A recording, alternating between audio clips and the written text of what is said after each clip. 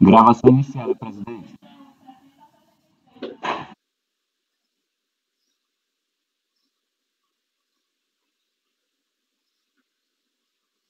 Senhores, bom dia. Retomando aqui os nossos trabalhos relativos à reunião de julgamento de outubro de 2020 da primeira turma ordinária da segunda Câmara, da segunda sessão do Conselho Administrativo de Recursos Fiscais, nós vamos dar início agora ao tratamento dos processos pautados para a sessão da manhã do dia 6 de outubro de 2020. Tá? O colegiado está completo, composto pelos seus membros titulares, conselheiro Daniel, conselheiro Rodrigo, conselheiro Francisco, conselheiro Douglas, conselheira Débora, conselheiro Sávio, conselheiro Marcelo e eu, Carlos Alberto. O primeiro processo da pauta é o processo 58 de relatoria do conselheiro Francisco Guarita, e é um processo em que há apontamento aqui de participação do representante do contribuinte por videoconferência. Então, peço ao senhor Alberto, pelo apoio do CARF, que solicite ao representante do contribuinte que entre no nosso ambiente virtual. Farei a convocação, presidente. Obrigado.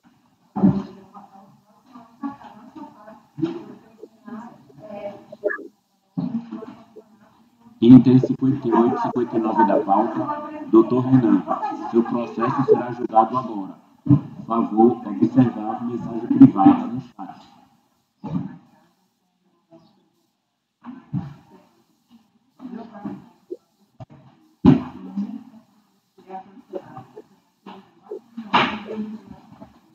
Patrono convocado, presidente. Obrigado, senhor Alberto. Estamos aguardando a entrada dele.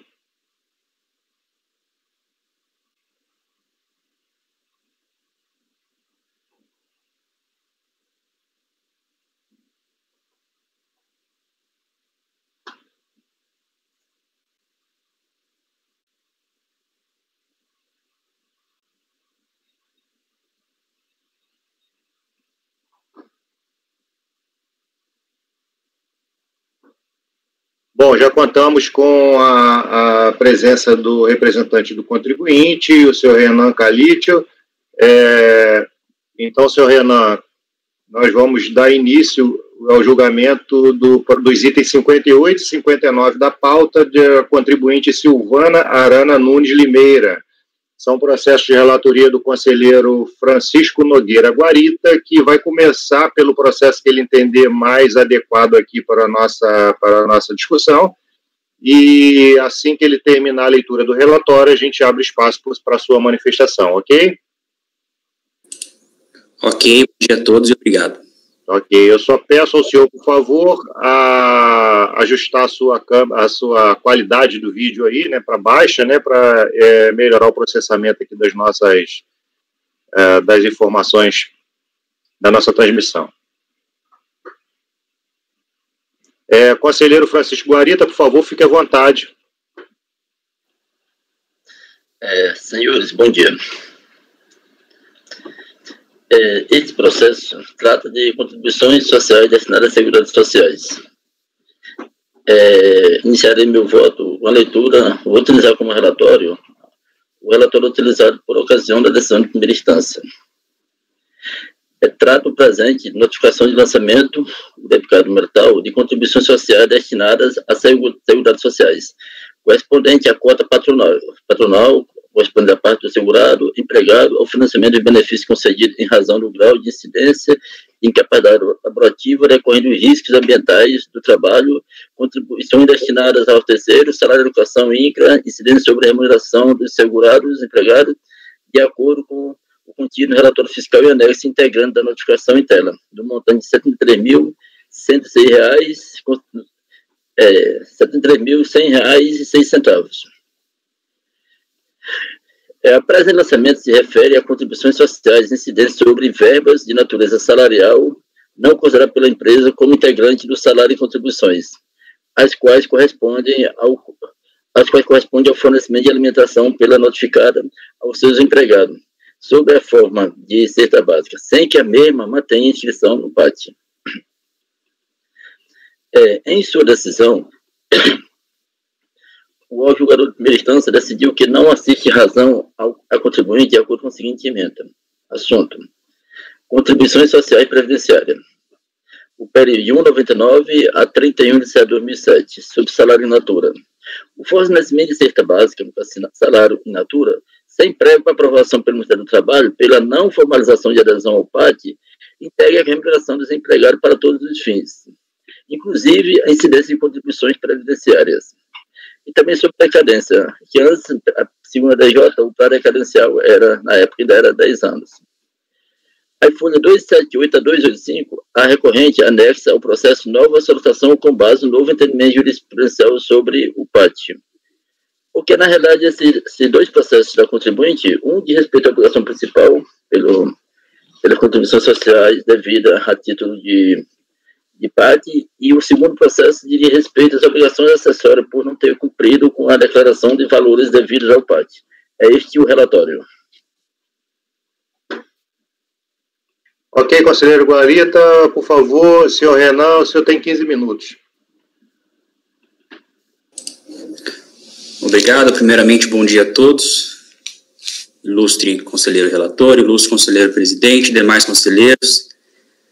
Primeiramente, queria dizer que eu estou muito honrado em fazer a minha estreia nessa casa, que é tão importante para a formação da jurisprudência administrativa no Brasil.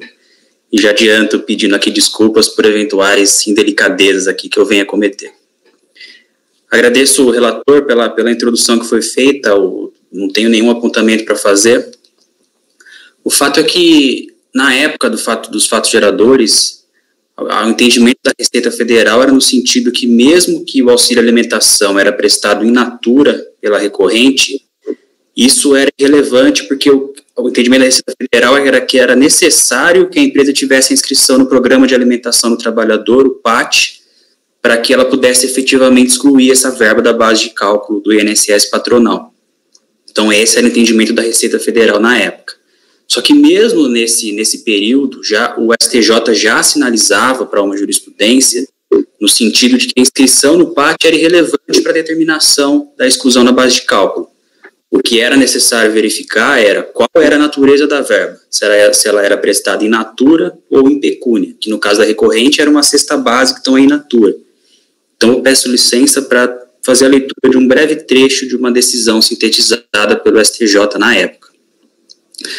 O pagamento in natura do auxílio alimentação não sofre a incidência da contribuição previdenciária, por não constituir natureza salarial, esteja o empregador inscrito ou não no programa de alimentação do trabalhador.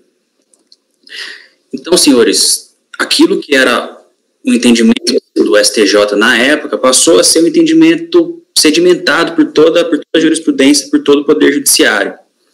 Não obstante, a Procuradoria da Fazenda Nacional publicou o ato declaratório número 3 de 2011, que dispensou seus procuradores de apresentar contestação ou de interpor recurso nesse tipo de matéria. A Receita Federal, por sua vez, publicou a instrução normativa número 1867 de 2019, que efetivamente excluiu essa verba da base de cálculo do INSS, independente da do PAT. Então, me parece que a PGFN, a própria Receita Federal, já tem isso sedimentado em seus atos. Então, senhores, o que se pede aqui, na verdade, é o integral provimento do recurso voluntário, que negou a impugnação apresentada pelo recorrente, para afastar a contribuição previdenciária incidente sobre o auxílio alimentação prestado in natura, que foi objeto do lançamento previdenciário número 37.129.263. Por hora era isso que eu tinha para me manifestar. Agradeço a oportunidade, um bom dia a todos.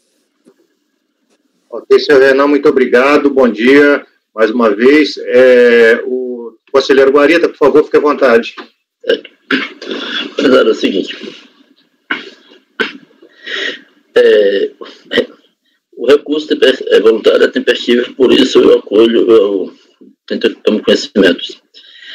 Na realidade, o contribuinte, ele entrou como, a principal argumentação dele foi com relação à decadência em determinado período até 2002 e também da natureza salarial da cesta básica fornecida pelo recorrente. O tema, na realidade, decadência seria analisada se essa turma entender diferente. Na realidade, no que respeita à natureza salarial, da cesta básica fornecida pelo recorrente, conforme demonstrado pelo patrono, realmente diz respeito ao fornecimento de alimentação in natura, certo? Assim, aí por conta disso, não temos muito por que debater sobre esse tema, conforme explicado. Aí, no caso, já temos, o PGF tem um entendimento que, no caso, não seria devida contribuição previdenciária, aí não temos por que se alongar muito nesse tema, e, ao final, eu considero como procedente o recurso dele, e seguinte, conclusão. Ou seja, conselho como, por todo exposto, conheço o pé de recurso para o mérito dado provimento. Ok, conselheiro, só um instante, por favor. Certo. Alguém quer fazer alguma consideração? Pode ficar à vontade. Essa matéria já é bem sedimentada aqui na nossa turma. Só em relação à decadência, presidente, eu acho que a gente poderia já analisar para tirar da frente. Porque eu vejo que, variavelmente, assim, a Procuradoria entra até com um recurso especial para ainda discutir essa matéria, por mais que tenha ato, já verifiquei isso, às vezes por algum ponto, assim, aí talvez a gente até tratar da decadência e o restante já dá provimento. Eu também penso como o Marcelo, porque a decadência é uma prejudicial de mérito, né? Então não tem como a gente não inverter a ordem ainda. Pronto, por no que diz respeito à decadência, certo? A ciência da notificação se deu em 15 de outubro de 2007. Certo? O recorrente, a decadência, é até de 1999 a 2002. Aí, no caso, como não consta informação de que houve pagamento, estaria decaído apenas o período até dezembro de 2001, porque seria usado o artigo 173.1 do CTN, onde, no caso, como não foi apresentado pagamento, aí por conta disso estaria decaído. Primeiro desse seguinte que deveria ser lançado, no caso, até 31 de dezembro de 2001. Seria meu entendimento. Ok. Seria novembro, não, Guarita? Novembro? Não, rapaz, de dezembro. Não tem o mês subsequente, de dezembro seria janeiro de 2002, a janeiro de 2002 empurra para janeiro de 2003. Ah, entendi o pagamento. Se for aplicar 173, né? E 173, sim, certeza. Isso. Eu estou numa dúvida aqui, se só foi lançado nesse caso valores relacionados ao PAT, porque tenho a impressão que tem alguma coisa ainda que foi lançado lá por divergência, que não foi declarado. Não, a informação que eu tenho foi só relacionada ao PAT. Aí teve um segundo lançamento que foi a obrigação acessória. Sim. E realmente ele está ligado à contribuição do PAT, sobre o PAT. Me parece que a questão do PAT era uma coisa, era um dos itens, seria um dos itens do lançamento. Nesse caso específico, foi o único item do lançamento, foi o PAT. Salvo engano. Se quiser dar uma olhada, o Rodrigo pediu o processo.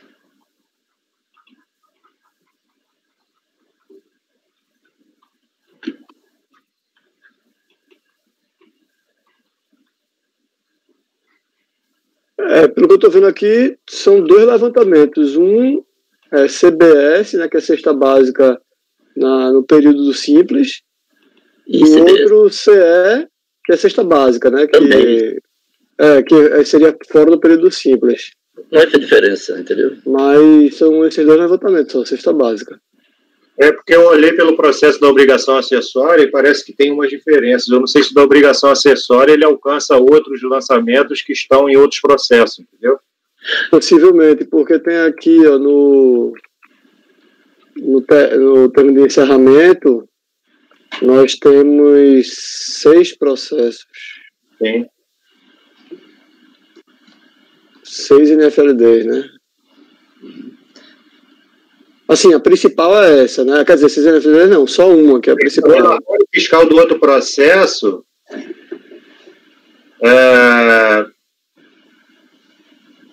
tem umas informações aqui. Não declarou valor referente a pagamento a transportador autônomo e cestas básicas fornecidas a seus empregados.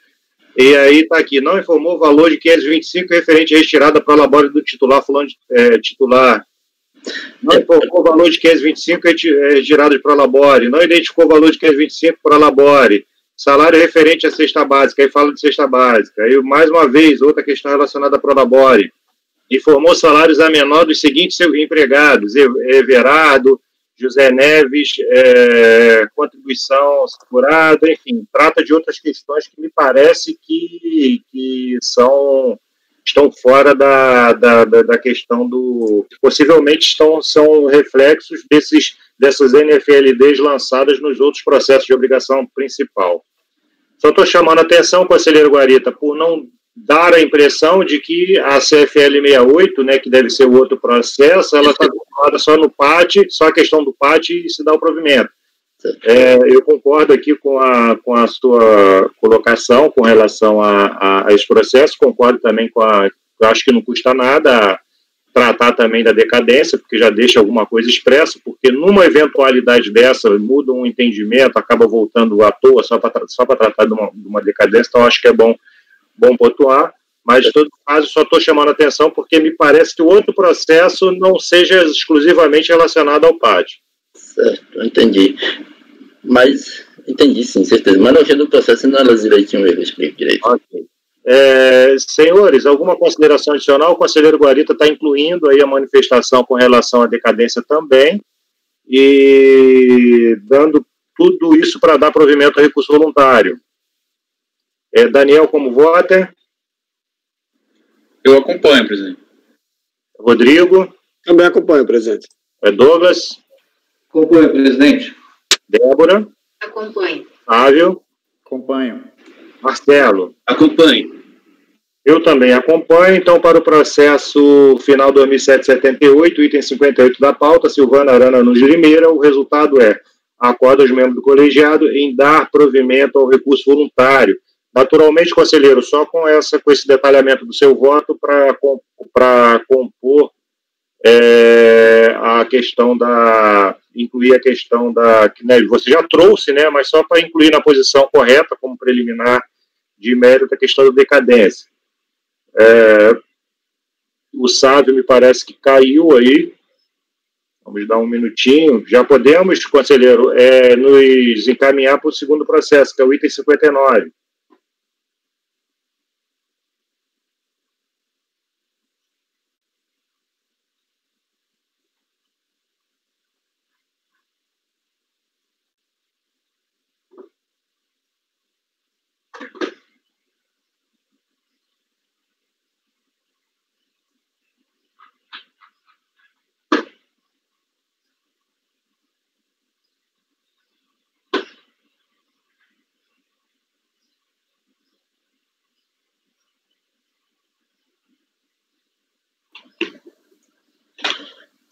Também esse processo é obrigações acessórias. Vamos dar só um minutinho, vamos ver se o Sávio consegue voltar.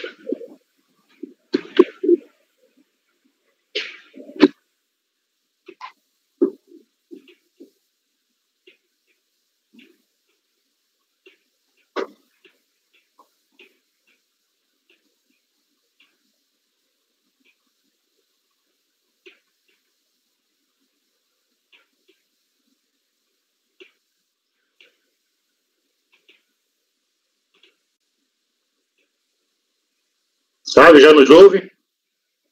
Sim. Ok, sabe, a gente só não consegue te ver ainda, sua câmera parece estar fechada. Guarita, por favor, pode dar continuidade. Certo.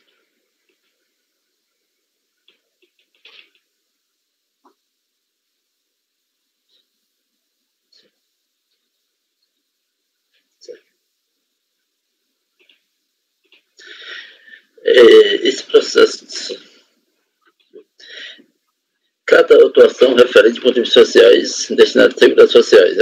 É uma auto-infração da Bicartal lavada por ter sido constatado que a autuada apresentou IGFIP, Guia de Recolhimento de Fundo de Garantia, envolvendo as competências 999 a 7 de 2007, com dados não correspondentes aos fatos geradores de todas as contribuições previdenciárias, de acordo com o explanado no relatório fiscal e anexos, que constituem infração ao dispositivo tal. Foi aplicada a multa no valor de R$ 37.276, fundamentado no artigo 32 da Previdência Social, com valor atualizado pela portaria ministerial número 142, tudo de conformidade com o contido no leito, no relatório fiscal da infração da aplicação da multa e anexo. No relatório fiscal da infração e na planilha que constitui anexo do relatório fiscal do presente à infração, são demonstrados mês a mês os valores corretos dos salários e contribuições, os quais se constataram na IGFIP da empresa, e a diferença não declarada e o cálculo da multa aplicada. Então, aí, em sua decisão, o julgador de primeira instância decidiu que não assiste razão a contribuir em parte, não, que assiste razão em parte a contribuir de acordo com a seguinte emenda.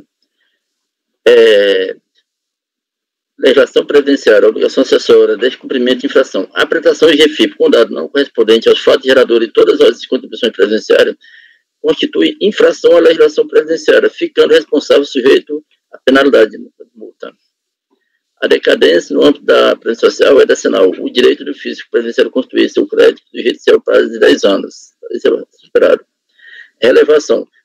Correção parcial da falta, impossibilidade. Cabível a relevação da multa apenas na competência em que se verificou a correção integral da infração.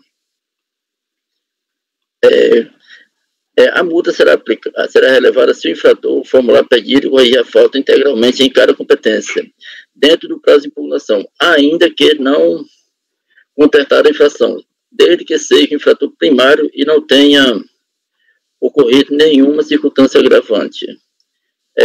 Sob nulidade, presente os requisitos legais do auto de infração, inexistindo ato lavrado por pessoa incompetente ou proferir com pretensão do direito de defesa, descabida a arguição de nulidade do feito. A autuação procedente com relevação parcial da multa aplicada. O contribuinte, ele alega sobre a consumação da decadência e também sobre da natureza não salarial da cesta básica fornecida pela recorrente e também da correção, ele argumenta também sobre a correção integrada de informação na IGFIP. Conforme comprovou a recorrente, referida informação for devidamente corrigida, não havendo razão para manutenção da presente autuação. Todavia, a decisão de primeira instância entendeu que as informações da IGFIP foram corrigidas apenas parcialmente, tendo em vista considerar que não foram corrigidas e entregue a IGFIP referente à cesta básica, considerada como salário por falta de convênio com o PAT. Em resumo, na realidade, eu analisei essa alteração, que ele tinha feito a correção, segundo a própria ação da RJ, no entanto, ele não corrigiu com relação à cesta básica. Aí, por entender que a cesta básica, no meu caso, não seria, quando faltou para ser relevada totalmente a infração, dependeria de ter feito a correção total. Como ele fez a correção em relação às outras infrações, a própria decisão de primeira instância diz que não foi relevado totalmente pelo fato de não ter sido corrigido no que respeita à cesta básica. Só que primeiro vamos tratar sobre a decadência, questão de preliminar inicial. A cesta de auto-infração ocorreu em 15 de 10 de 2007. O recorrente requer a decadência de 99 a 2002. No caso, como não consta informação de que houve pagamento, estaria decaída apenas o período até dezembro de 2001. Aí, por conta disso, eu conheço o projeto de recurso e daria provimento por achar que a única correção que faltava ser corrigida era relacionada ao PAT, conforme bem reconheceu a DRJ. Portanto, daria provimento. Ok, caso A questão da decadência alcança novembro, não é isso? Como o anterior. Certo, exato. Okay? Se a gente pulsar para dezembro, a gente bota um ano mais para frente, né? Então, senhores, considerações? Na verdade, outros foram os lançamentos que o contribuinte acabou corrigindo, uma parte dele foi relevada aqui na decisão da DRJ, e a outra parte não foi relevada porque o julgador de primeira instância entendeu que não havia sido feitas todas as correções em cada competência. E essa falta de correção está exatamente ligada à questão do PAT. O patrono quer falar, presidente. Bom, eu nem parei aqui com o seu Renan. Se o senhor quiser fazer alguma manifestação, porque, na verdade, como a matéria é exatamente a mesma, né, nos dois processos, mas, por favor, eu, inclusive, deveria ter parado um pouquinho antes, logo no início da leitura do relatório, mas, pois não. Não tem problema nenhum. Só queria fazer uma pequena observação, que é exatamente nesse sentido. A cesta básica que era fornecida pela recorrente, o funcionário arcava com metade dela. 50% desse valor foi reconhecido pela própria DRJ que não deveria compor a contribuição previdenciária porque o próprio empregado custeava. Então, nessa parcela de 50%, a recorrente fez a correção na GFIP e na outra parcela de 50% que ela prestava, que ela entendia que não deveria compor a base de cálculo da contribuição previdenciária, ela não corrigiu. Parcela significa que é a parte que ela quer, que é exatamente a controvérsia, porque a outra parte o empregado custeava. Isso, obrigado. Eu que agradeço. Senhores, alguma consideração adicional? Por favor, conselheiro Daniel, como vota, conselheiro relator, dando provimento ao recurso voluntário. Acompanho, presidente. Rodrigo. Também acompanho, presidente. Acompanho, presidente. Presidente, eu só fiquei uma dúvida, porque o lançamento ele envolve outros salários aqui de várias pessoas. Essa parte já foi exonerada pela DRJ? Pelo que eu noto, lá na DRJ, teve pelo menos em 99 um período que ela reconhece que ele corrigiu os apontamentos e, portanto, caberia a relevação da penalidade. Ah, tá. Aí, algumas competências, como elas andaram junto com o problema do PAT, ele falou, então aqui você não corrigiu tudo nessa competência e manteve ali alguma coisa ainda. Mas, de todo modo, o conselheiro relator, entendendo que é indevida a questão da exigência, acaba sendo indevida também a manutenção do restante dessas pequenas diferenças que eu até tinha citado anteriormente, né? Ah, tá, porque ali eu observo que tem salários já menores lá, em 13 de 2002, 12 de 2002, então isso aí, foi excluído. Uma parte disso, pelo que eu entendi, Débora, uma parte ficou porque coincidiu com o período em que havia PAT não declarado, que ele entendeu que estava errado. Porque então, a DRJ olha, só dá para relevar se você corrigir todo o problema na competência, em cada competência. E aí algumas competências que ele não corrige é exatamente a questão do PAT, que o contribuinte fala assim, olha, eu não corrigi porque acho que é indevido. Ah, tá, e os demais o salário foi corrigido, então tá, beleza, eu acompanho. Ok. Conselheiro Sávio? Acompanho, presidente. Marcelo? Acompanho. Eu também acompanho o conselheiro relator. Só sugerindo aí até ao conselheiro relator, só para deixar um pouquinho claro, só essa questão dessa relevação, né? Porque a rigor você acaba relevando, né, alterando a decisão da relevação anterior por conta do acatamento da questão relacionada ao PAT. Mas no final o resultado é o mesmo.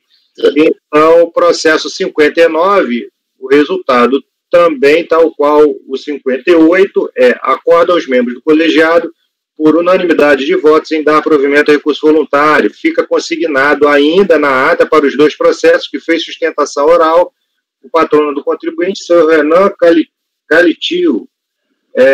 Calitio, deve ser isso, né, senhor Renan? Calíquio, tem som de K. Ah, ok. O Renan Calíquio OAB número OAB-FCP 419-804. Senhor Renan, agradeço a sua participação. Um bom dia para o senhor. O senhor já pode deixar o nosso ambiente virtual. Obrigado, bom dia a todos. Bom dia. Bom dia.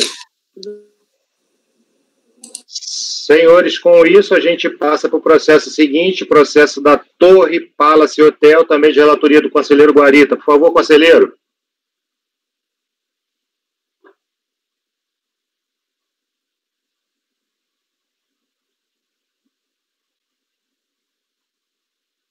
Está sem som, Guarita.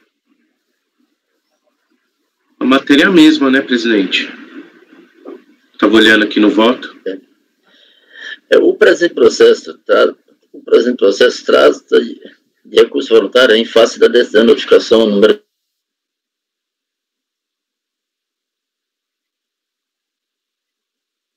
Guarita, acho que você caiu aí, Guarita. Você congelou para a gente.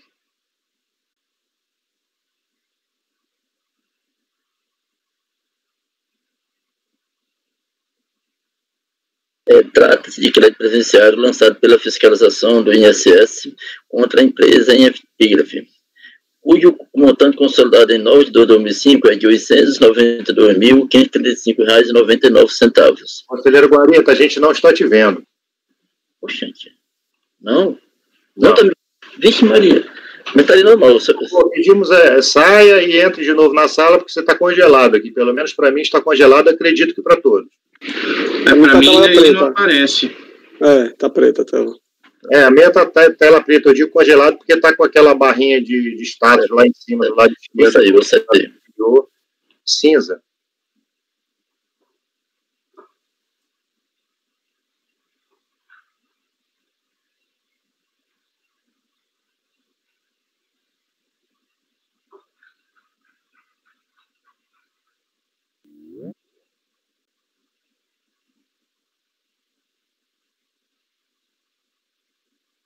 Apareceu? Apareceu, Guarita, por favor, pode reiniciar. Obrigado pelo aviso, então. Vou reiniciar. O presente relatório, vou usar o relatório fiscal utilizado por ocasião da decisão de primeira instância, da confecção do acordo de primeira instância. Trata de crédito previdenciário lançado pela fiscalização do INSS contra a empresa em epígrafe, cujo montante consolidado em 9 de 2005 é de R$ 892.535,99, compreendendo as competências de C95 a 5 de 2005. De acordo com o relatório fiscal, os valores lançados na presente notificação são referentes às contribuições destinadas à Seguridade Social, correspondente à parte da empresa e do segurado, bem como destinada a terceiro, cujo fato gerador decorre do pagamento efetuado em favor dos segurados empregados a título de alimentação fornecida in natura e em desacordo com o programa de alimentação do trabalhador. Ainda conforme o relatório fiscal, como não havia possibilidade de identificação dos valores reais da utilidade fornecida, pois a empresa não contabiliza os custos mantidos com o refeitório dos empregados, o valor do salário de alimentação foi constituído por aferição indireta, tendo como base o critério previsto no artigo 758 da Edição Normativa número 3 de 2005, datada de 14 de julho de 2005. Em sua decisão, o órgão regulador de primeira instância decidiu que não assiste razão a contribuinte de acordo com a seguinte emenda: contribuições previdenciárias, salário in natura, alimentação, decadência. É destinado o prazo decadencial para o INSS constituir o crédito nos termos do artigo 45 da Lei 8.212/91.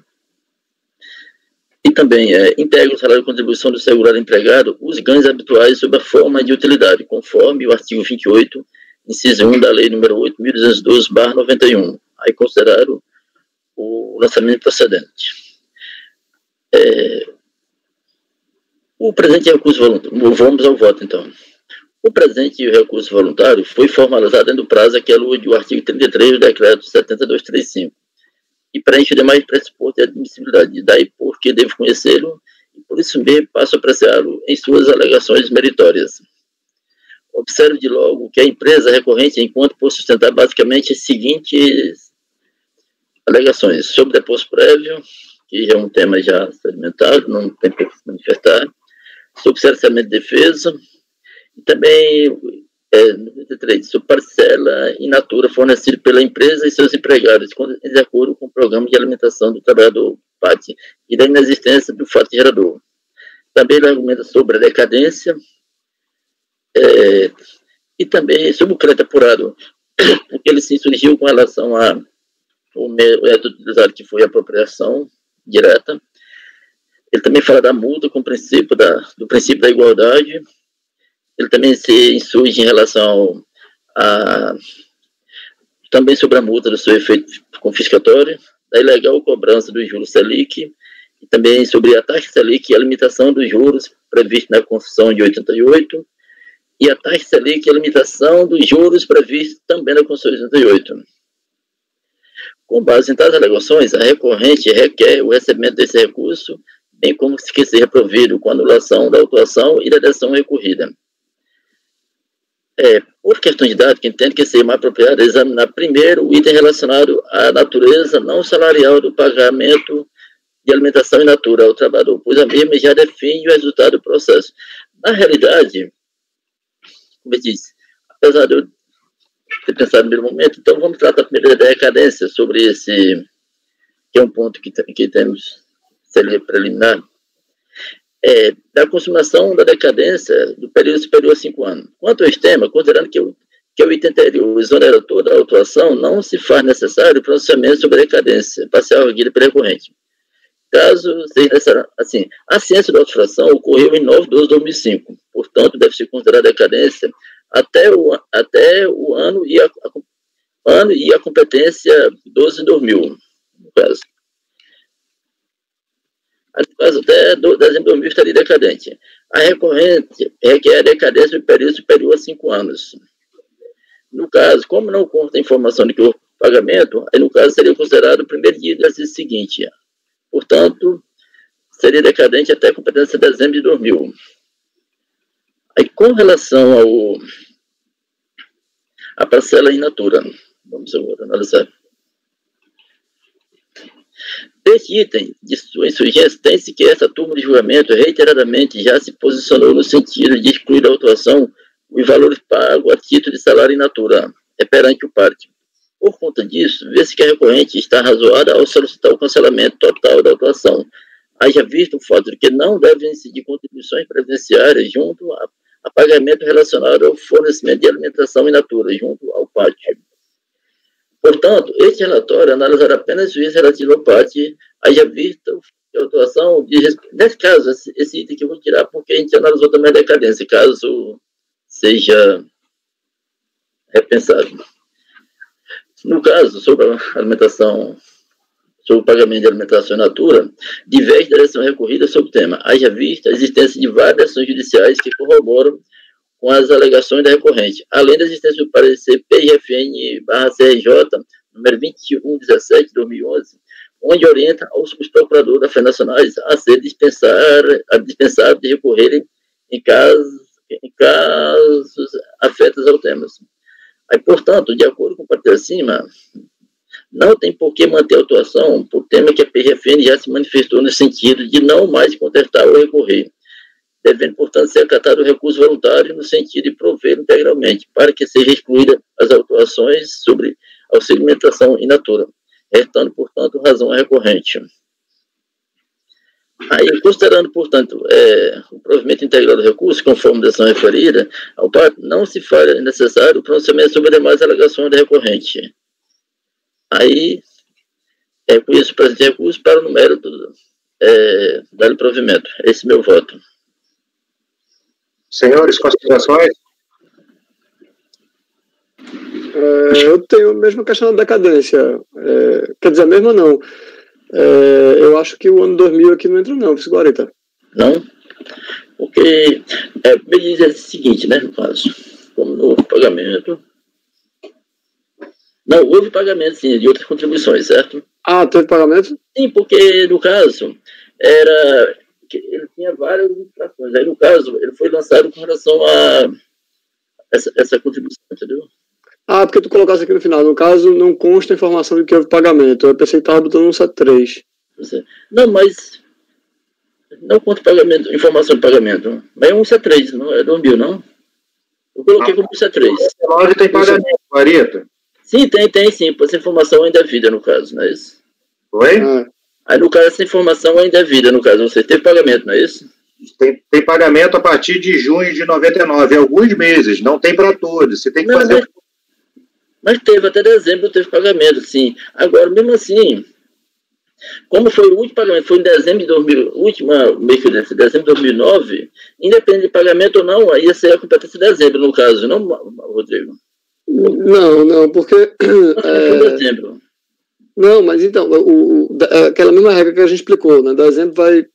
janeiro seria quando poderia lançar e empurraria para outro ano, mas nesse caso aqui, nem isso aconteceria, porque em 2000... ele poderia lançar até 31 de dezembro de 2005. Como ele teve ciência em 9 de dezembro de 2005, então o ano 2000 não entraria aqui, não. Se fosse pela regra do 173. 173, sim. Aí então, seria... Tem pagamento para o ano de 2000, para o janeiro, março... Até dezembro tem. Não, mas não são todos os meses, Guarita, são alguns meses. Tem que fazer o cotejo, né? Você precisa só identificar quais são os meses que tem pagamento e os meses que não foram pagamento. Para uma parte disso vai ficar contando o fato gerador, outra parte vai ficar contando o primeiro dia do exercício seguinte, aquele que o lançamento poderia ter sido efetuado. Certo. Ok? Certo. De todo modo, o resultado final do seu processo é exatamente dar provimento, porque o que não cai pela decadência cai por conta da razão do PAT. Mas só tem que ter esse detalhamento aí, porque a informação de que não há pagamento, ela não corresponde ao que está no processo. O relatório de documentos apresentados consta de folhas 65 e seguinte, e tem pagamento lá para os meses de 99, 2000, 2001, 2002, enfim. Na realidade, eu vi realmente tem pagamento, inclusive até dezembro, certo? O problema é que quando eu analisei o PAT em si, eu não me ative muito aos detalhes específicos da decadência. Aí foi agora que essa turma que tinha esse pensamento de ver mais afim com a decadência. Por isso, tudo bem, mas só precisa fazer esse detalhamento para excluir pela decadência aquilo que for devido pelo 173 e aquilo que for devido pelo 150. Só concorda com isso? Certo. Excluir decadência, certo. Senhores, considerações adicionais? Além de observar essa questão de dezembro, Guarita, se você for contar dezembro para o primeiro dia desse seguinte, ele pula um ano, né? Porque como o prazo para apresentar a GFIP é janeiro, aí só começa no ano seguinte, ok? Ok, então. Então, beleza. Senhores, considerações adicionais?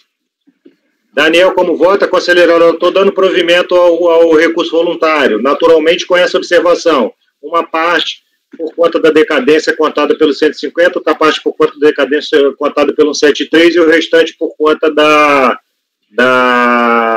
exigência do PAT, da indevida exigência do PAT. Eu acompanho, presidente.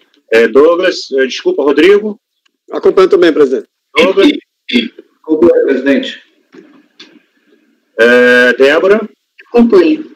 Sávio? Acompanho. Marcelo? Acompanho. Eu também acompanho, então acordo os membros do colegiado por unanimidade de votos em dar provimento ao recurso voluntário. Processo seguinte, processo da Vigor Alimentos, que é um processo de minha relatoria, que foi retirado de pauta por solicitação do contribuinte e será incluído em reunião de julgamento a ser agendada oportunamente. Processo, esse é o item 61. Processo 62, relatoria do conselheiro Rodrigo, Serviço Social da Indústria, são 2 processos do mesmo contribuinte, processos que haviam sido retirados de pauta em atenção à determinação de sobrestamento pelo Supremo Tribunal Federal, em razão de tratar de imunidade. O conselheiro Rodrigo traz agora para análise desse colegiado. Por favor, conselheiro, pode iniciar pelo que entender mais adequado para o trabalho, para o nosso trabalho, para a agilidade do nosso trabalho. Ok, pessoal. Vou começar, então, pelo item 62, porque ele abrange aborda duas questões, e que o item 63 só aborda uma, então, que é idêntica, que é a matéria relativa a terceiros. Então, julgando o item 62, a gente aprecia a questão dos dois processos.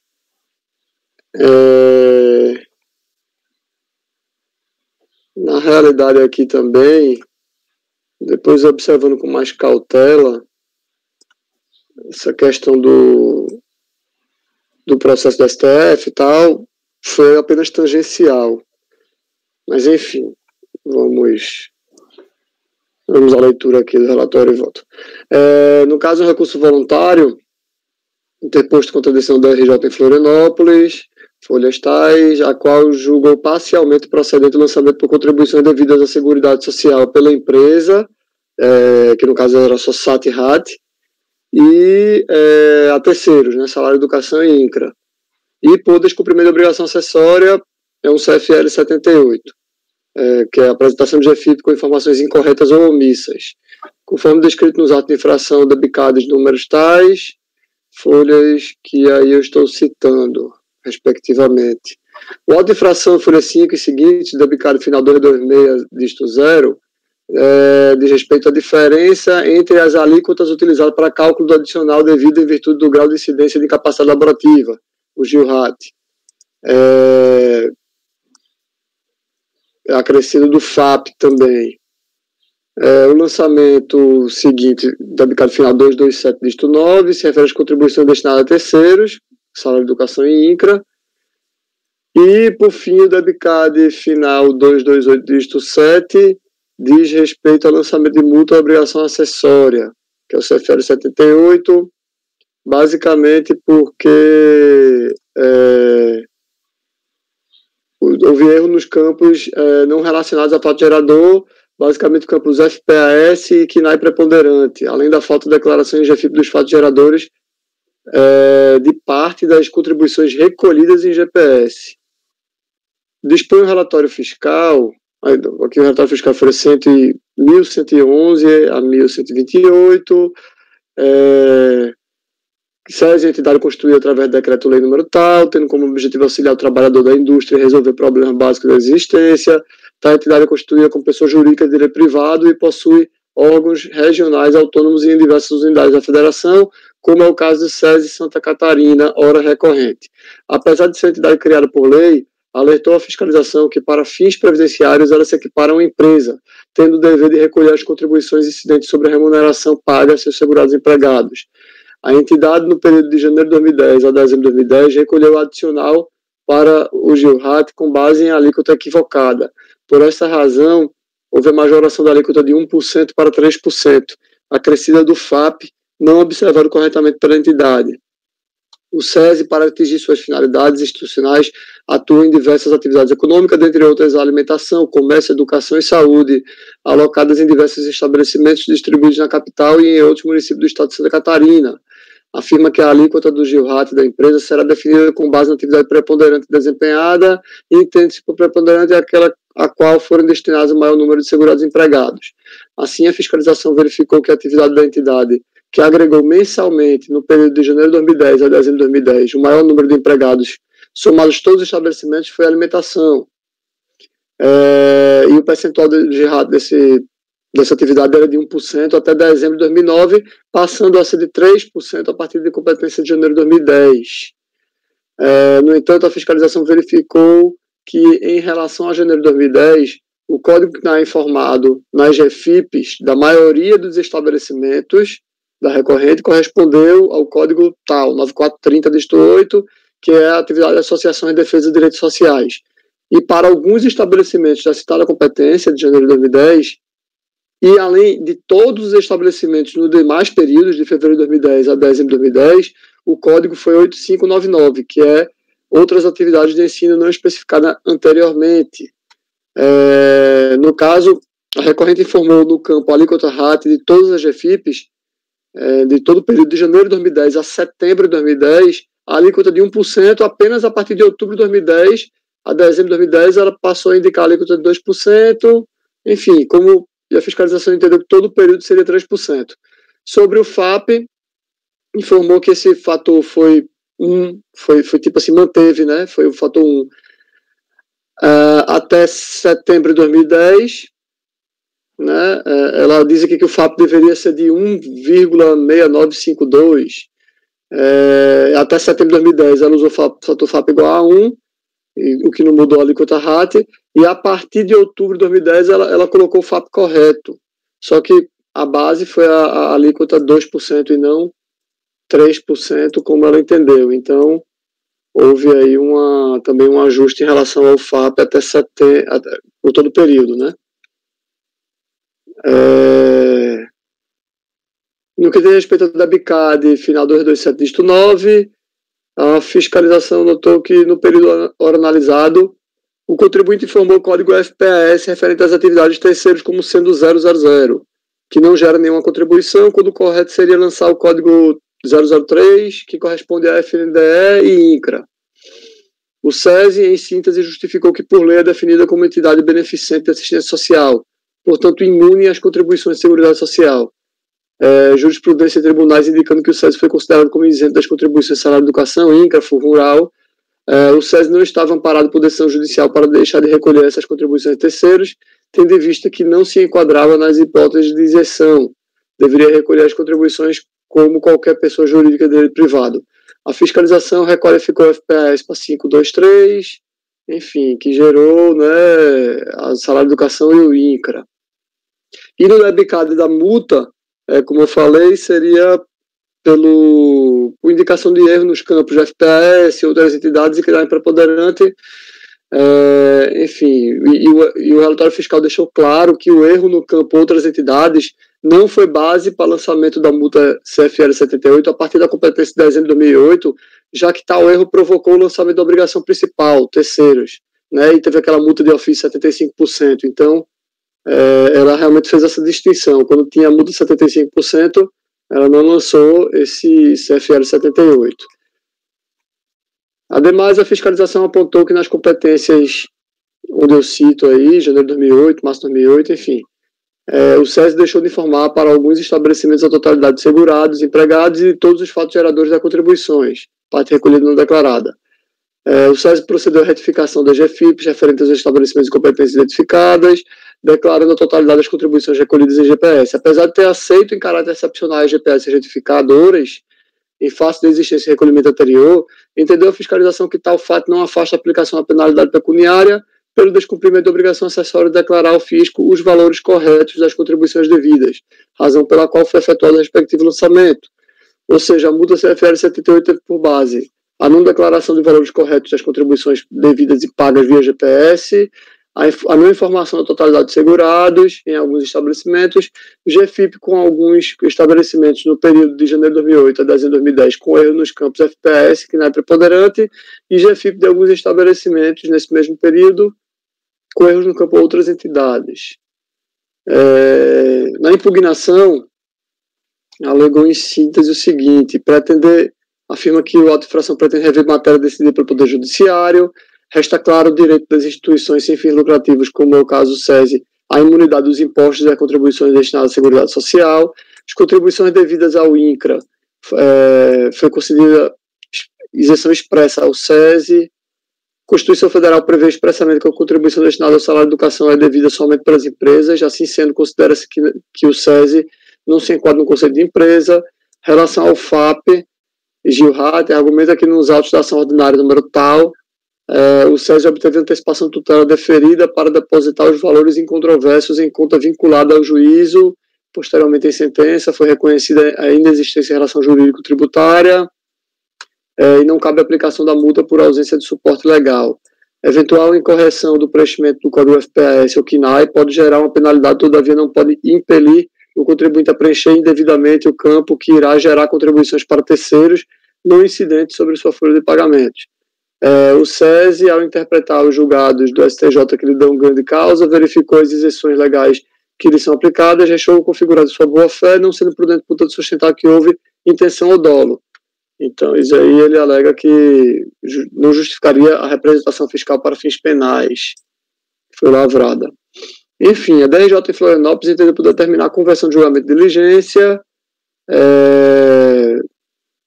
para observar a regra, né, de um recente parecer da PGFN, que disse que o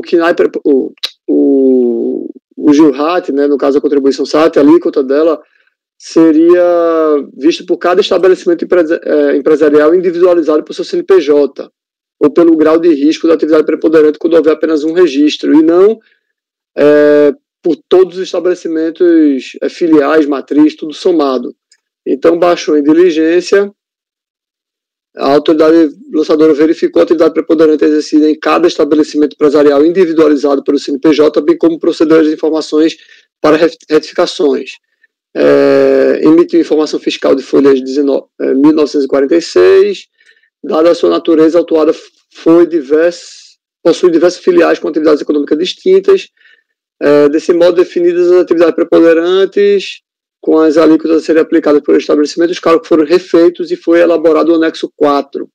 Somente traz os estabelecimentos para os quais, pela nova regra, devem ser utilizadas a alíquota com percentual menor do que o originalmente aplicado, e, em consequência, reduzido os valores de contribuições devidas. O recorrente se manifestou e, enfim, foi submetido à DRJ para julgamento, que foi julgado parcialmente procedente, que foi basicamente para retificar o auto nos termos do cálculo elaborado após a diligência da apuração, né, feita.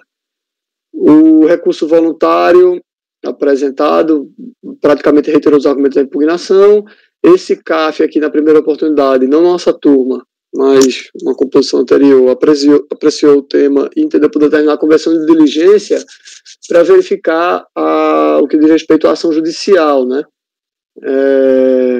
Entendo por ser oportuna a realização de diligência para verificar a eventual aplicação à súmula 1 do CAF, porque, segundo afirmado pelo recorrente, bem como a fiscalização, a questão relativa ao adicional FAP é objeto de discussão na ação judicial número tal.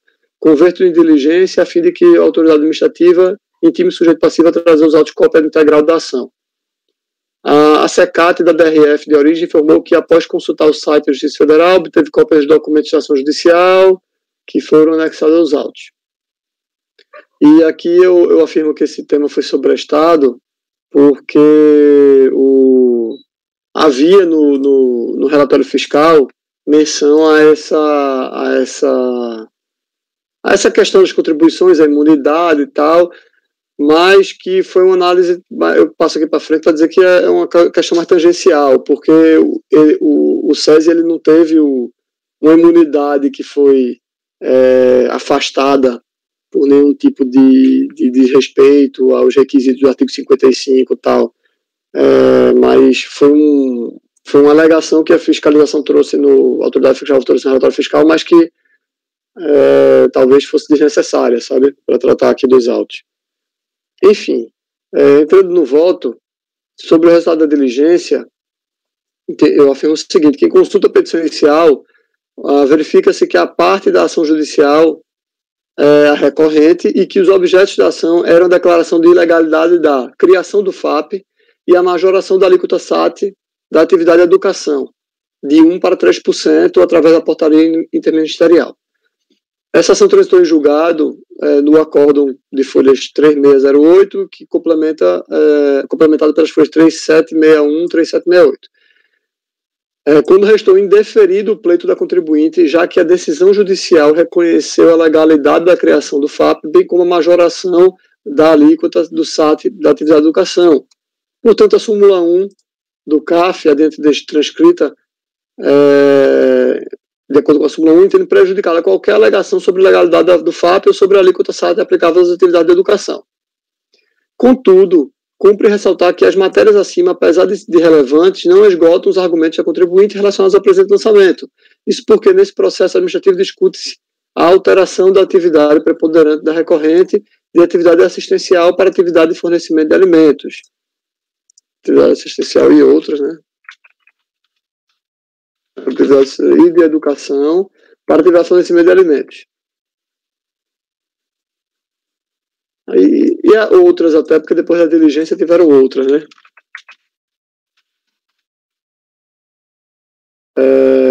Enfim. Então, é possível ainda apreciar se foi correta a alteração da atividade preponderante da entidade, circunstância que afetará o montante do lançamento. No mérito, sobre o debitado de terceiros, iniciando a apreciação por esse debitado de terceiros. Cumpre ressaltar que, apesar do presente caso se tratar sobre imunidade das contribuições previdenciárias, ela não diz respeito acerca do suposto descumprimento de requisitos estabelecidos pela Lei número 12.101, consequentemente perda de benefício fiscal. Então, aqui foi aquela questão que eu falei, né, que a decisão do STF não se aplicaria aqui. A imunidade em comento tem como fundamento jurídico a expressa disposição legal contida no Decreto-Lei de criação do SESI, que esta entidade teria caráter beneficente, bem como a isenção previstas pelos artigos 12 e 13 da Lei número 2.613. No entender do recorrente, esta imunidade seria aplicável, pois o SESI tem seu caráter beneficente de assistência social estipulado por força de lei, diferentemente das entidades beneficentes constituídas por livre vontade de particulares, que necessitariam cumprir as exigências previstas em lei para fazer jus à imunidade. Existe para o SESI uma presunção juris tanto do seu caráter beneficente. E em consulta ao Decreto-Lei 9403, que autorizou a criação do SESI, verifica-se que o objeto da entidade é planejar e executar medidas que contribuam para o bem-estar social dos trabalhadores da indústria. As diretrizes estabelecidas por aquela lei são compatíveis aos conceitos de assistência social vigente hoje na Constituição Federal e na Lei 8742, que é a Lei Orgânica da Assistência Social, a LOAS. A assistência social é um dos 3 pilares que, em conjunto com a saúde e a previdência social, compõe a Seguridade Social, conforme prevê o artigo 194 da Constituição, que aqui eu cito abaixo o artigo 203. Como mencionado acima, a caracterização de uma entidade de assistência social não depende exclusivamente da atividade desenvolvida, estando intrinsecamente relacionada ao público beneficiário dos serviços assistenciais desenvolvidos. Na mesma linha dispõe a doutrina. A primeira característica de uma entidade de assistência social é que as ações sejam destinadas para esse público-alvo específico, requisito integralmente cumprido pelo SESI, como é possível observar pelos artigos 4 e 5º do Decreto número 57375, que é o regulamento do SESI. O segundo requisito previsto para a Constituição Federal para uma entidade seja considerada assistência social é que os serviços sejam beneficentes. Por conta desse caráter não contributivo, é indispensável para que a instituição seja enquadrada como de assistência social a ausência de intuito lucrativo, nos termos do artigo 3º da LOAS. Esse requisito também é imputado por força de lei ao SESI. Todas as entidades do Sistema S são constituídas sem caráter lucrativo. Há, portanto, perfeita subsunção dos dispositivos legais que instituíram o SESI ao Conselho de Assistência Social, amoldado pela Constituição Federal, circunstância que por si só autorizaria a aplicação da imunidade. Ademais, existe em favor do SESI isenção específica otorgada pela Lei número 2.613 de 55, que determina que os bens e serviços do SESI gozam de ampla isenção fiscal, como se fossem da própria União. E aqui eu cito o dispositivo, é o artigo 13.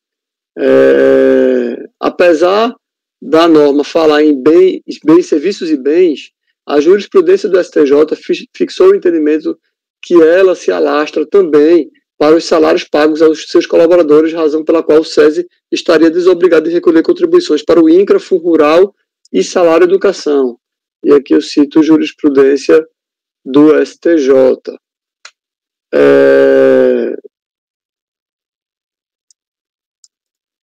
O próprio CAF, inclusive, vem reconhecendo a impossibilidade de cobrança das contribuições de Salário Educação e INCRA em face ao SESI. Também cito aqui um acordo de 2012. Tomando como base que a presunção legal de que o SESI é uma entidade de assistência social, bem como a isenção prevista nesses artigos 12 e 13 da Lei 2.613, entendo por reconhecer a imunidade desta entidade ao recolhimento das contribuições para terceiros, ora cobradas. E eu cancelaria esse DEBCAD. Sobre o DEBCAD que trata da GILRAT e FAP, aqui foram duas situações. Como eu falei, em janeiro, em alguns estabelecimentos teve um código CNAE de atividade de Associação de Defesa de Direitos Sociais, e outros estabelecimentos foi um código CNAE de atividade de ensino. E a partir de fevereiro, só foi código CNAE de atividade de ensino. Quanto às alíquotas que a contribuinte declarou, foi até de janeiro a setembro foi 1% e FAP igual a 1, e outubro a dezembro de 2010 foi 2% e FAP nos termos de 1,6952, a partir de outubro.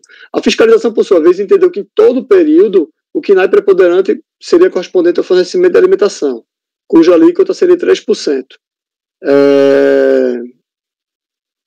Além disso, teria o reajuste pelo FAP, né, que não foi cumprido até setembro. Cumpre esclarecer que tanto o KNAI número 9430, como também o 8599, originalmente declarados, possuíam a alíquota SAT-RAT correspondente a 2%.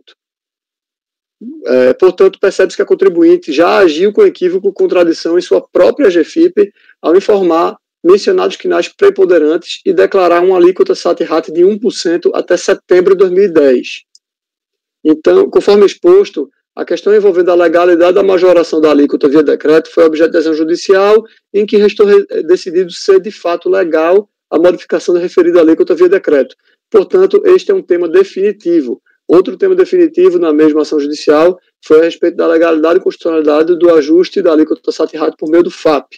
Sendo assim, denota-se que uma parte do crédito lançado é devida e sobre ela não cabe discussões, né, que é pelo menos ser de 2%, porque estaria em acordo com o que a própria contribuinte declarou em seus KNAIs. Resta saber se foi correta a majoração da alíquota para 3% em todo o período. No caso, a fiscalização entendeu por reclassificar a atividade principal do SESI para fornecimento de alimentos, tomando como fundamento a justificativa que a maioria dos colaboradores estava alocada nessa atividade. Em sede de diligência houve retificação, como eu falei. Essa verificação foi feita de forma individualizada por CNPJ. A atividade preponderante de cada estabelecimento com as respectivas alíquotas a serem aplicadas foram destacadas em negrito no anexo 2, que está as folhas 1847. Desta análise resultou a planilha de folhas tais, a qual lista por estabelecimento da recorrente todos os dados utilizados para o cálculo das diferenças do GILRAT, conforme novo entendimento. Para requalificar a atividade preponderante, a unidade preparadora que realizou a diligência adotou como critério a quantidade de funcionários alocados em determinada função. Como dito, conforme a orientação do STJ e PGFN, essa aferição foi feita individualmente, né, e foi exatamente dessa forma como procedeu a autoridade fiscal. Sobre o tema, a recorrente apenas diverge do entendimento da fiscalização com base no argumento de que a autoridade lançadora possuiria dúvidas quanto ao correto enquadramento da atividade preponderante e alega que o fisco concluiu equivocadamente que a recorrente seria uma grande cozinha e não uma entidade de assistência social. Assim, afirma que, abre aspas, a atividade preponderante do SESI é aquela definida expressamente em seu regulamento, ou seja, assistência social. No entanto, como visto, a alegação de que a recorrente deveria ter a alíquota SAT aferida com base na atividade preponderante de assistência social vai de encontro à informação originária prestada por ela mesma em GFIPs. Como eu já falei, né, ela só declarou em alguns estabelecimentos de janeiro que seria assistência social. O resto foi tudo outras atividades de ensino não especificadas anteriormente. E que o KNAI preponderante desses códigos que ela mesma alegou possuíam já a alíquota de 2%. Então, pretender nesse momento justificar o recolhimento mediante a alíquota de 1% sob o argumento de que sua atividade preponderante seria assistência social, vai de encontro ao comportamento primário e à declaração da própria contribuinte, sendo vedado esse comportamento contraditório, né, a vedação do venir e contra fato próprio, e a boa-fé processual. É evidente que poderia haver alguma retificação caso comprovado o erro de fato cometido quando do preenchimento da GFIP. Contudo, esse não é o caso dos autos. Nesse sentido, também cai por terra a afirmação da recorrente de que a constatação do KNAI preponderante de todos os estabelecimentos seria de fornecimento de alimentos preparados preponderantemente para empresas, que é o Código 5620. Haja vista que tal posicionamento foi revisto por ocasião da diligência, a oportunidade que foi verificada a atividade preponderante de cada estabelecimento. Assim, caberia à recorrente trazer os autos argumentos e documentação comprobatória a fim de atestar que referidas atividades preponderantes aferidas pela autoridade fiscal estariam incorretas, contudo nada alegou ou acustou os autos. Como observar que, de acordo com a referida tabela de folhas tais, apenas alguns estabelecimentos tiveram atividade preponderante classificada como de fornecimento de alimentos preparados para a empresa, que é o código, né, que foi o originário. Diversos outros estabelecimentos cuja alíquota foi ajustada para 3% tiveram atividade econômica classificada como atividades de organizações associativas, patronais e empresariais. E eu cito alguns exemplos. Que a verificação deve ser feita de forma individualizada pelo CNPJ ou pelo grau de risco da atividade preponderante quando houver apenas um registro.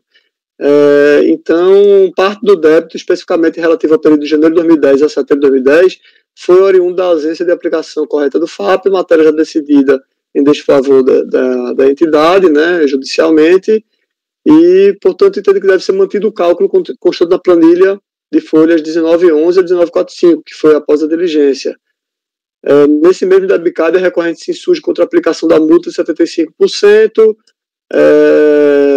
cumpre esclarecer que a autoridade fiscal não possui dúvidas sobre o lançamento, que esse foi um argumento da contribuinte, dizendo que a fiscalização teve dúvidas no lançamento, que esse foi realizado tendo como base critério de que o KNAI preponderante seria aferido em relação a todos os estabelecimentos da contribuinte, ou seja, seria uma única alíquota para todos os estabelecimentos.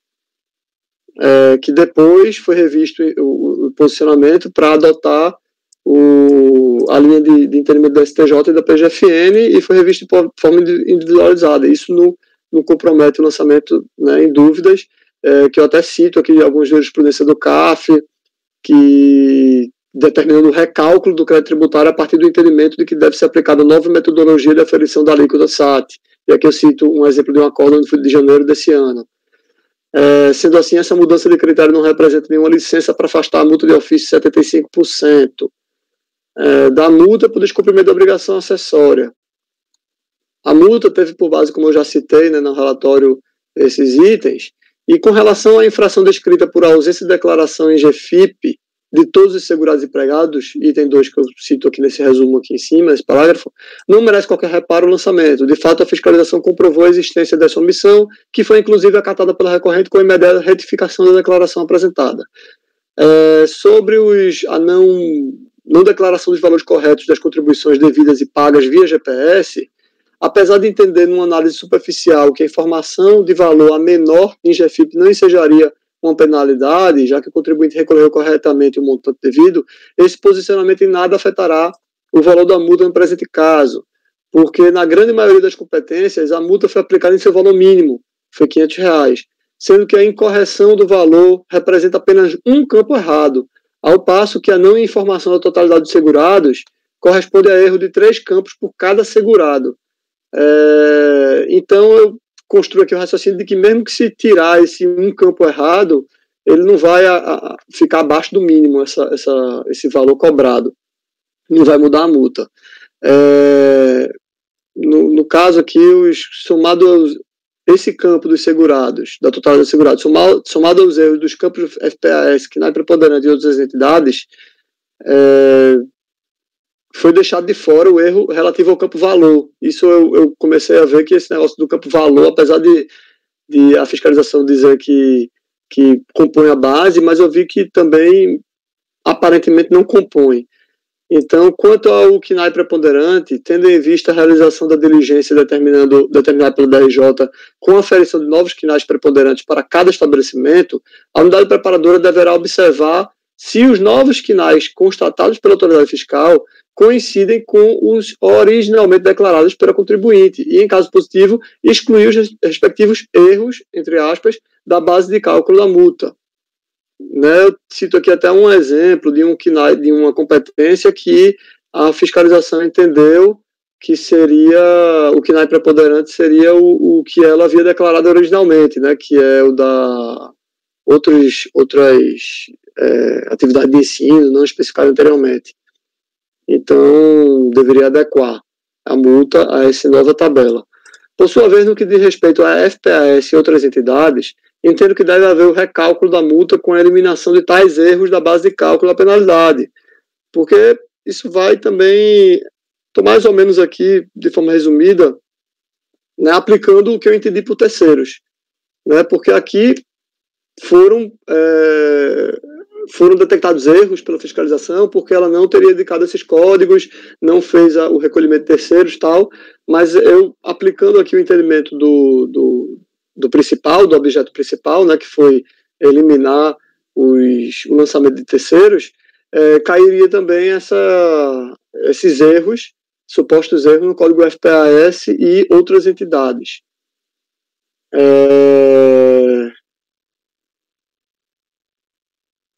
Enfim, por outro lado, está aqui em roxo porque cumpre ressaltar que o cancelamento dos débitos objeto do processo, aqui é o outro, também julgado nessa sessão, afeta o presente lançamento e deve ser observado pela autoridade preparadora ao recalcular a multa. Isso porque o debcad número tal, que é do outro processo, teve por objeto débitos de terceiros das competências de janeiro de 2008 até dezembro de 2008, que foram incluídos no cálculo da multa. Contudo, naquele processo foi reconhecida a isenção do SESI em relação ao que entende-se como correta a razão pela qual entende-se como correta a inclusão do Código 000 na GFIP. É porque o outro processo, como eu falei, ele é só terceiros, ele não tem a discussão do SAT-RAT, que a gente está discutindo aqui, ele só tem a parte terceiros de janeiro a dezembro de 2008. Então, eu praticamente apliquei o mesmo entendimento, eu apliquei o mesmo entendimento desse voto aqui. Então, eu afirmo que em períodos afastados da base da CFL 78, supostos erros no campus referente a FPS e outras entidades, além do CNAE preponderante, apurado após diligência e que coincidir com aquele declarado originalmente pelo contribuinte.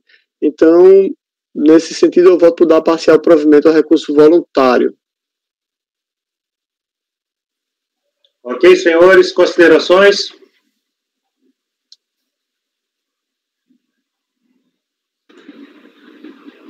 Parabéns novamente pelo minucioso voto. Valeu. Analisando aqui todos os pontos aqui, em relação à isenção, a questão do SAT também, e a questão da multa também, né? Acho que está bem minucioso, bem completo. Ok, senhores, então podemos ir ao voto. O conselheiro relator dando provimento parcial para afastar a exigência relativa às contribuições ao INCRA, ao FNDE, e assim, bem assim, para ajustar a multa do CFL 78 com os reflexos dessa exoneração e além das alterações promovidas em sede de diligência da própria da própria fiscalização dos finais preponderantes de cada estabelecimento. Como vota, conselheiro Daniel? Eu acompanho o relator, presidente. Conselheiro Guarita? Eu também acompanho o relator. Douglas? Acompanho, presidente. Conselheira Débora? Acompanho. Flávio? Acompanho. Marcelo? Acompanho. Eu também acompanho. Nesse sentido, fica o seguinte resultado para o processo 62 da pauta. Acordo os membros do colegiado, por unanimidade de votos, em dar provimento parcial ao recurso voluntário para exonerar a exigência relativa às contribuições ao INCRA e ao FNDE, bem assim para ajustar a multa do CFL 78, a fim de afastar de sua base os supostos erros nos campos referentes ao Código FPAS e outras entidades, este último até novembro de 2008, além do CNAE preponderante apurado após a diligência e que coincidir com aquele declarado originalmente pelo contribuinte. Processo seguinte, conselheiro Rodrigo, a gente pode tratar do seguinte e aplicar aqui só o resultado que couber. Dá provimento, presidente, porque é só terceiros, não tem SAT, não tem a multa CFL, não tem nada. Os argumentos para o provimento dessa questão são exatamente aquilo que acabou afastando os terceiros do processo que a gente acabou de julgar. Exatamente os mesmos. Eu acho que ele só fez dividir aqui por causa do valor da MP que teve em dezembro, mas enfim, é a mesma coisa. Ok. Alguém quer fazer alguma consideração? Daniel, como vota? Conselheiro, nesse caso, dando provimento por se tratar apenas de outras entidades e fundos. Eu acompanho. Guarita? Eu também acompanho. Douglas? Acompanho. Débora? Acompanho. Flávio? Acompanho. Marcelo? Acompanho. Eu também acompanho. Nesse sentido, o resultado do segundo processo do contribuinte Serviço Social da Indústria, item 63, fica. Acordo os membros do colegiado por unanimidade de votos em dar provimento ao recurso voluntário. Próximo processo, relatoria da conselheira Débora, ASS, Aliança de Misericórdia. Por favor, conselheira Débora, fique à vontade. Então, trata-se de um recurso voluntário interposto contra a decisão no despacho decisório exarado pela Divisão de Orientação e Análise Tributária do DIORT, equipe de compensação, restituição e ressarcimento de florestais, que indeferiu o pedido de reconhecimento de isenção das contribuições previdenciárias apresentado em 30 de 1 de 2008. Por meio de requerimento protocolado em 30 de 1 de 2008, acompanhado de documentos, o interessado requeriu o reconhecimento da isenção das contribuições sociais previstas nos artigos 22 e 23 da Lei 8.212 de 91, declarando sob as penas da lei serem verdadeiras as informações prestadas e que cumprem integralmente os requisitos previstos no artigo 55 da Lei 8.212 de 91. A informação fiscal e do despacho decisório. Então, pela análise preliminar, houve o indeferimento desse pedido.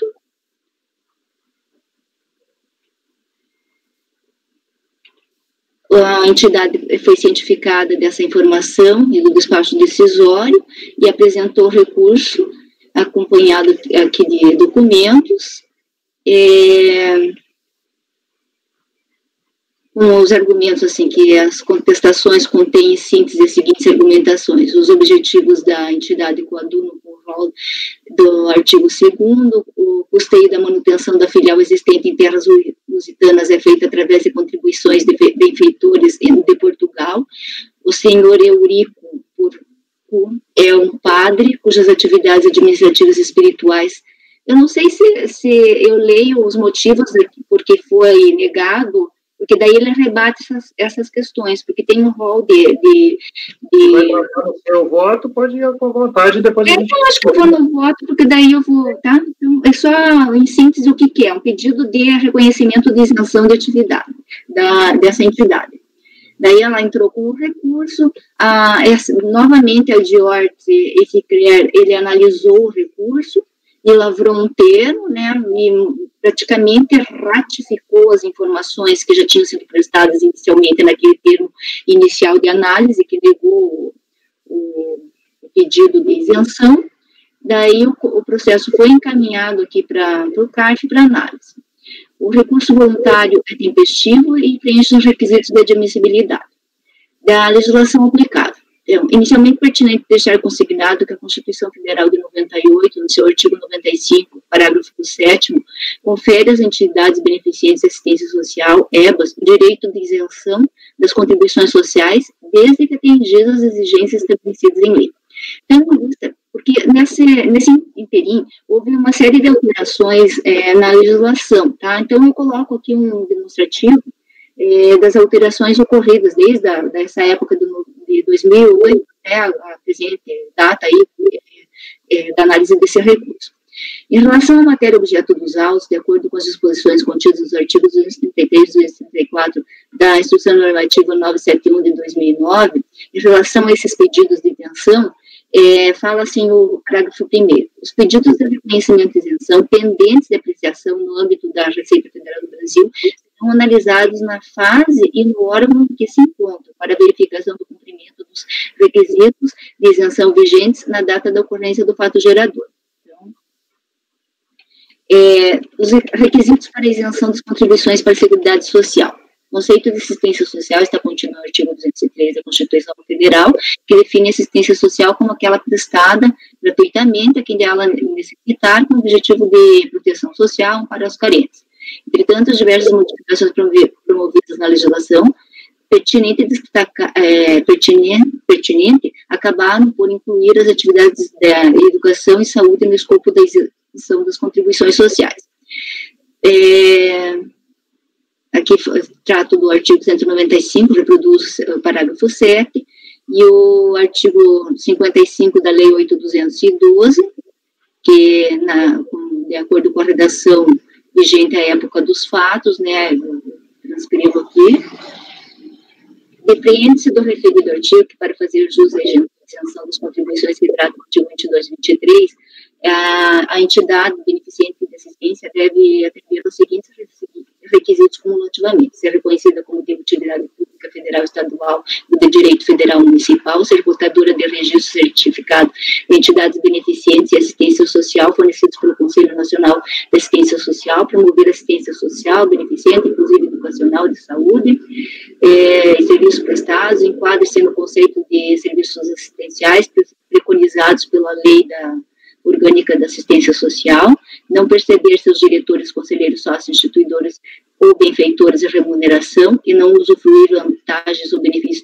a qualquer título, aplicar integralmente o eventual resultado operacional na manutenção e desenvolvimento de seus objetivos institucionais. Sobre o tema, objeto dos presentes autos, cabe destacar que recentemente o STF, no julgamento do RE 56622, assentou que os aspectos procedimentais referentes à certificação, fiscalização e controle administrativo não são passíveis de definição em lei ordinária, conforme emenda abaixo reproduzida. Nesse contexto, não há qualquer inconstitucionalidade, definição em lei ordinária de aspectos procedimentais referentes à certificação da imunidade de contribuição previdenciária de entidades beneficentes de assistência social.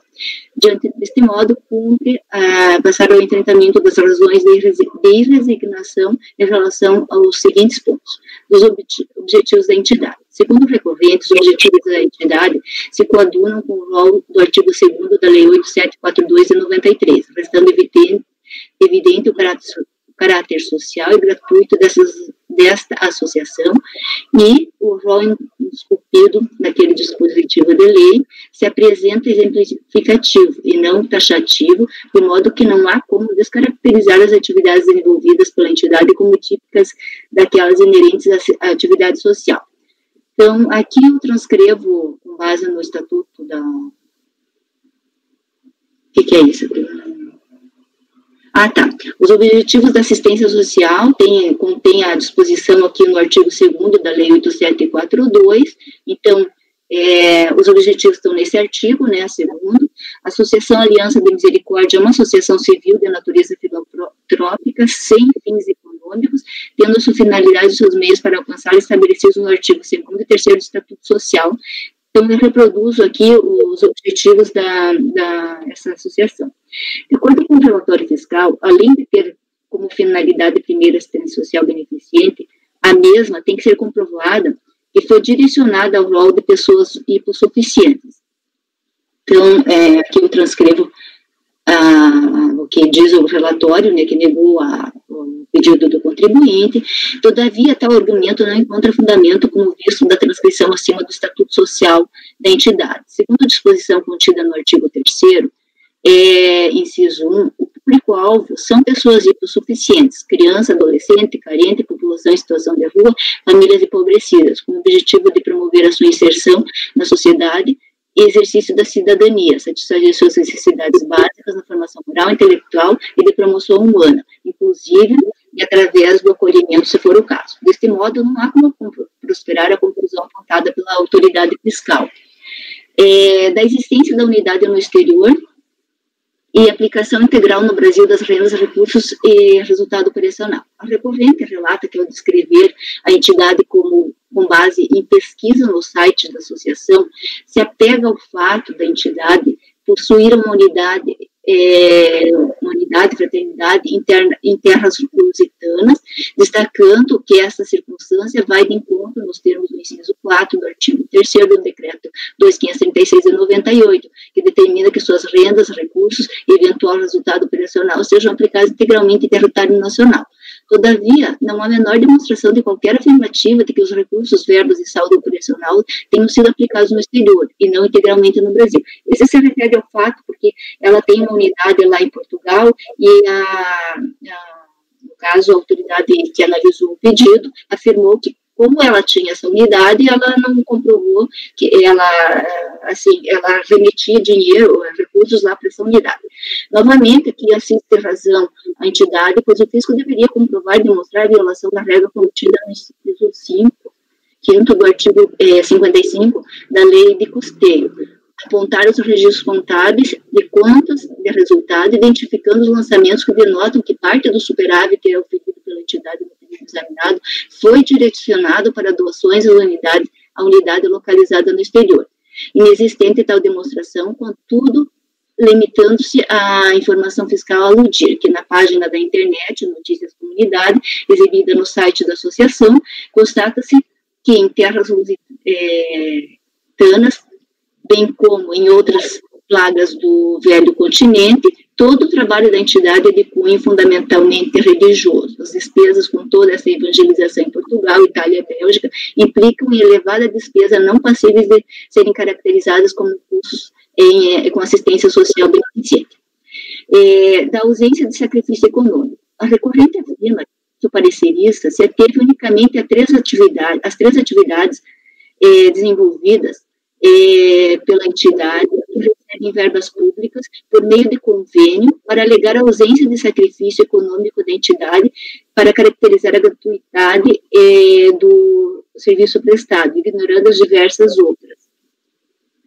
E daí ela tem 2 centros de educação infantil, creche, que atendem 210 crianças em locais dos mais humildes dessa cidade de São Paulo, casas de acolhida de crianças e adolescentes, que tem 73 crianças acolhidas gratuitamente, sem nenhuma ajuda de órgãos estatais, e a Casa Restaura, na qual se desenvolve programas de assistência à população de rua, instalada em imóvel cedido pelo governo do Estado, mas com todas as adequações e manutenção a cargo da entidade. A entidade apresentou um relatório contendo a descrição dos serviços prestados em cada uma das unidades acima referidas, nas folhas 123 e 127, além das cópias dos referidos convênios. Nos termos do artigo 3º, inciso 6 do decreto 2.536, vigente à época dos fatos, faz jus ao certificado de assistência, de entidade beneficente de assistência social, a entidade beneficente que demonstre cumulativamente aplicar anualmente em gratuidade pelo menos 20% da receita bruta proveniente da venda de serviços acrescidas da receita decorrente de aplicação financeira, de locação de bens, de venda de bens integrantes do ativo imobilizado e de doações particulares, cujo montante nunca será inferior à isenção das contribuições sociais usufruídas.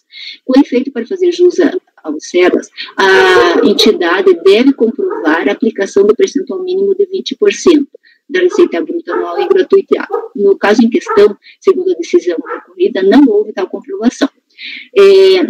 Do endereço do presidente da entidade, segundo a auditoria fiscal, foi verificado que o recorrente descumpriu o disposto no inciso do artigo 55 da Lei 8.212, pelo fato de seu presidente, Henrique Porru, ter seu domicílio no mesmo endereço da entidade.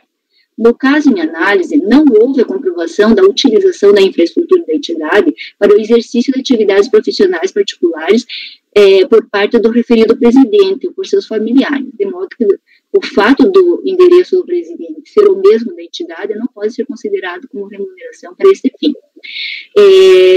Da aplicação do resultado nos objetivos sociais, artigo 55, inciso 5º da Lei 8.212, de 91. A autoridade fiscal alegou o descumprimento do inciso 9 do artigo 3º do Estatuto Social e inciso 5º do artigo 55 da Lei 8.212 de 91, por constar na DRE de 2007 o registro de operação de vendas no valor de 151.714,67 e de um lucro líquido do exercício no montante de 997.424,26. Nas notas explicativas das demonstrações contábeis, a nota 3, informar que a prática contábil adotada é do regime de caixa, não havendo previsão legal ou normativa que admita a aceitação de tais infrações. E que na DRE, referente ao ano de 2006, além de não ter sido demonstrado de forma segregada os custos com assistência social beneficente, há registro de valores relevantes concernentes a despesas que não correspondem aos gastos de uma instituição que necessita de benefício da isenção de contribuições sociais. Não há vedação em relação ao fato da entidade oferir receita de venda de bens, devendo sua contabilização ser feita pelo valor bruto, sendo que os impostos, devoluções e abatimentos devem ser registrados em contas devedoras específicas, as quais são classificadas como redutoras das vendas. Segundo os esclarecimentos prestados pelo contador da entidade, então, ela possui uma inscrição estadual, autorizada ali pela Secretaria dos Negócios da Fazenda para efetuar compras e vendas de mercadorias destinadas à evangelização, como, por exemplo, CDs de música sacra, livros de espiritualidade e de autoajuda, textos, livros e outros afins. Essas compras e vendas destinadas à evangelização são contabilizadas pelo regime de competência, ao contrário contrário do que consta lá nas notas da DRE, que é o regime de caixa, aplicado integralmente na manutenção do desenvolvimento e de seus objetivos institucionais, não havendo distribuição de lucro sob nenhum aspecto aos seus diretores. A recorrente afirmou que, em razão de constar o título de lucro líquido do exercício, deveu-se ao fato do serviço de contabilidade ser prestado à entidade não possuir programa que permita elementos com a nomenclatura adequada e exata à natureza desta associação. Não houve manifestação em relação aos valores das despesas. Daí eu transcrevo aqui a questão da nota da brasileira aqui de contabilidade, acerca da escrituração, né, das entidades sem fins lucrativos. As entidades beneficentes de assistência social, EBAS, devem observar os princípios fundamentais das normas brasileiras de contabilidade e ainda as exigências da legislação previdenciária, devendo adotar na escrituração contábil o regime de competência. A interessada ao afirmar ter adotado o regime de caixa, deixou de cumprir a regra que determina que a escrituração contábil deve adotar o regime de competência, sendo a escrituração pelo regime de caixa inidônea nos termos do parecer do MPSCJ no 3.460 de 2005.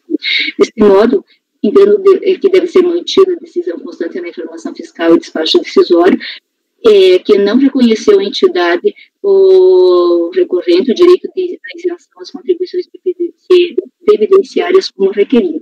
Ou seja, ela não cumpriu todos aqueles requisitos da lei, e em especial essa questão da contabilidade, que daí, por esse parecer, seria inidônea para fins de comprovação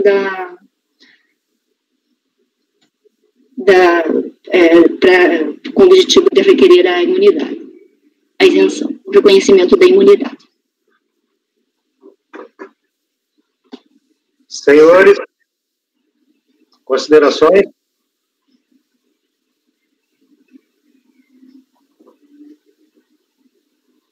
Eu só tenho uma observação, e aí o que eu tenho tentado colocar nos processos que eu estou pautando também das entidades beneficentes, é tratar com alguma cautela o que foi decidido lá no tal recurso que está tramitando ainda no Supremo Tribunal Federal, né? Porque me parece que lá saiu um tema, uma tese, depois essa tese já mudou, então, e aí tem outro embargos, e aí eu não sei se exatamente eu poderia afirmar que o STF assentou esse entendimento, né? Então, eu tenho procurado deixar, até comentei isso já em situações anteriores,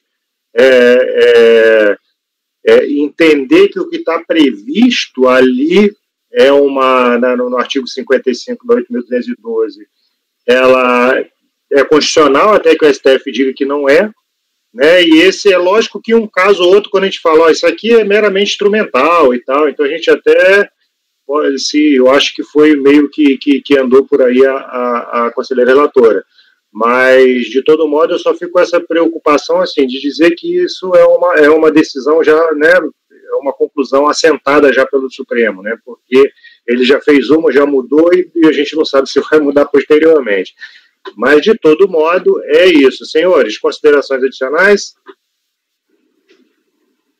Conselheira relatora votando por negar provimento, ainda que afastando algumas alegações da própria decisão recorrida. Daniel, como vota? Eu acompanho, presidente. Rodrigo?